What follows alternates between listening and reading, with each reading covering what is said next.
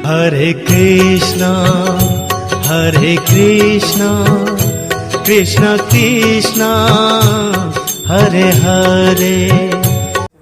हरे कृष्णा हरे कृष्णा कृष्णा कृष्णा हरे हरे, हरे राम राम राम हरे हरे।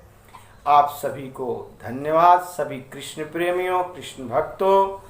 आप सभी ने हमारा वीडियो लाइक किया, शेयर किया और हमें बहुत पसंद कर रहे हैं आप लोग, इसलिए आप लोग को बहुत बहुत धन्यवाद। हरे कृष्णा।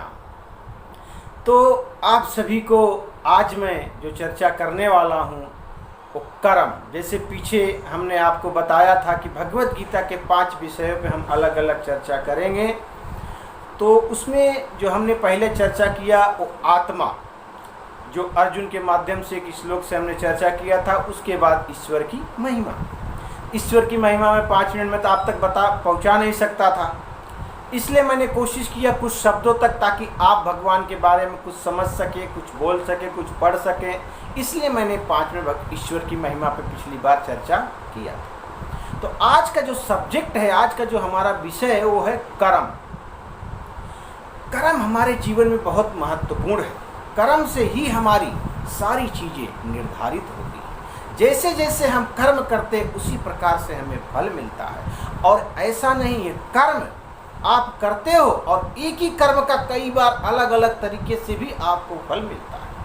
भगवत गीता में जब आप चाहेंगे और भगवत गीता पढ़ेंगे, भगवत गीता के दूसरे अध्याय में आत्मा की बहुत महिमा भगवान ने बताते बताते साथ में अर्जुन के कर्म की भी विधि बताई।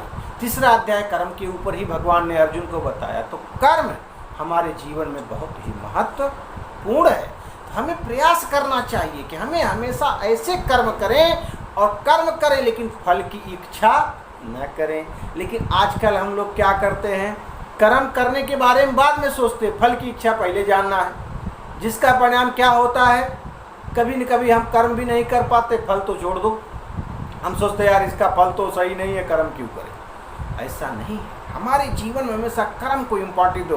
फल देने के लिए हमारा प्रभु बैठा हुआ है। और अगर हम अच्छा कर्म करेंगे तो हमें अच्छा फल अवश्य हमारे भगवान कृष्ण देंगे। लेकिन हमारा विश्वास होना चाहिए, कर्म करने पे विश्वास होना चाहिए। जैसे भगवान भगवत गीता में अर्जुन को एक जगह बता रहे हैं, कर्मण्येवाधिकारस्ते मा फलेषु कदाचन मा कर्म फले तु घुर्मा ते संगो अस्त्व कर्मणि। तुम्हें अपने कर्म कर्तव्य करने के अधिकारी हम और आप हैं, फल के अधिकारी हम नहीं हैं। फलों के बारे में हमें सोचने का अधिकार नहीं है, हमें खाली कर्म करने का अधिकार है। लेकिन हम लोग कर्म करने के साथ साथ फल के विषय में भी सोच सोच के, भगवान हमारे अंदर बैठे, आत्मा रूप में प्रभु हमारे अंदर हैं। अगर हमारे अच्छे विचार होंगे, अच्छे कर्म के प्रति हमें आसक्ति होगा, तो उसका फल हमारे जीवन में अच्छा ही अच्छा होने वाला है। इसके लिए हम आप तक यही कहना चाहेंगे कि कर्म पे हमें बहुत ध्यान देना, चाहे वो भौतिक कर्म हो, आध्यात्मिक कर्म हो। क्योंकि आध्यात्मिक कर्म की भी बड़ी नीति है, भौतिक कर्म के भी बहुत प्रकार है।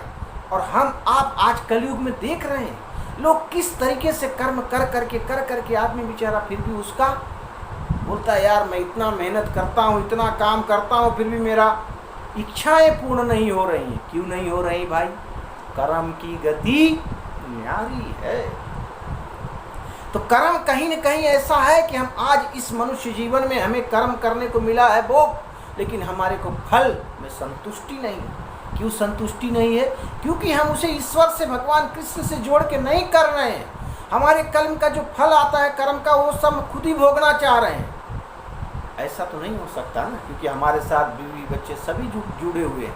तो हम जो कर्म कर रहे हैं वो सबके लिए। इसलिए हमें जो भी कर्म अपने जीवन में करना चाहिए, सबसे पहले भगवान के चरणों में ध्यान करके, हाथ जोड़ के प्रार्थना करके उनसे कि भाई इसका जो भी होगा प्रभु आपकी कृपा से संभव होगा। जैसे अर्जुन को भगवान ने तरह तरह से समझाया और लास्ट में क्या हुआ, अर्जुन ने समझा और युद्ध किया। पहले वो अपनी कर्म गति से पीछे हट रहा था, कर्म करने से पीछे हट रहा था।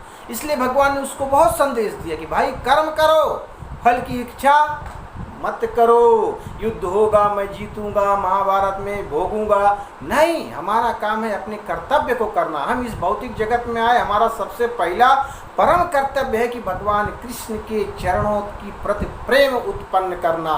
लेकिन वो भगवान कृष्ण की चरणों की प्रति प्रेम कैसे उत्पन्न होगा, उसके लिए हमें क्या कर्म करना है, उस कर्म की जानकारी हमें होना चाहिए।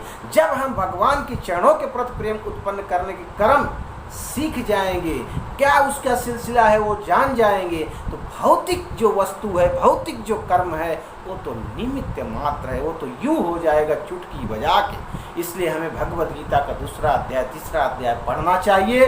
और अगर आपके पास भगवत गीता नहीं है तो हमें संपर्क करें, आप तक हम भगवत गीता अवश्य पहुंचाएंगे। और अपने जीवन में भगवान कृष्ण के प्रेम को उतारिए और सही अपने जीवन में कर्म करने की कोशिश करिए, इच्छा करिए, कर्म करो, फल की चिंता मत करो। हरे कृष्णा, राधे राधे। फिर आपको हम अगले वीडियो में मिलेंगे कुछ दिन बाद। धन्यवाद।